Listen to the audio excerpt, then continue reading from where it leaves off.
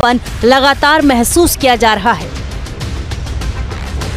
शुक्रवार को राजशाही की वापसी के लिए बड़े पैमाने पर प्रदर्शन किया गया था, लेकिन राजतंत्र के समर्थन का यह प्रदर्शन देखते ही देखते हिंसा और आगजनी का गवाह बन गया।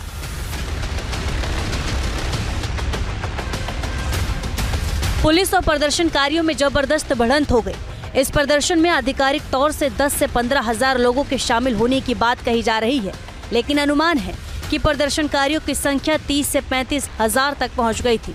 एक तरफ से पत्थर चलने लगे तो पुलिस की तरफ से लाठियां बरसने लगी। जानकारी के मुताबिक काठमांडू तिनकुनी हिंसा हुई थी।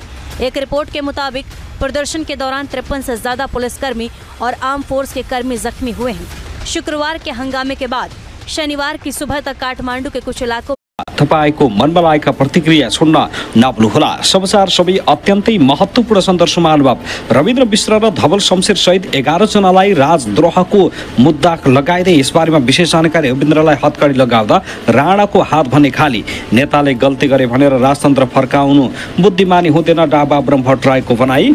पूर्व गृहमन्त्री तथा राजसभाका सभापति रवि लामिछाने भोलिबाट सक्रिय राजनीतिमा फर्किँदै राजसभाको भोलि बैठक बस्दै प्रधानमन्त्री ओलीले बोलाएको सर्वदलीय बैठकमा राजसभा र राप्रपालाई निषेध। यसबारेमा पनि विशेष जानकारी। मसाल जुलुस प्रदर्शनको तयारीमा राप्रपा, जसले गर्दा यतिखेर राजनीतिमा ध्रुवीकरण बढ्दै भोलिसम्मका लागि संसदका दुवै सदनको बैठक स्थगित। दुर्गा प्रसाद विरुद्ध साइबर ब्युरोमा अर्को पनि उजुरी। यसबारेमा पनि विशेष जानकारी आजको समाचारमा।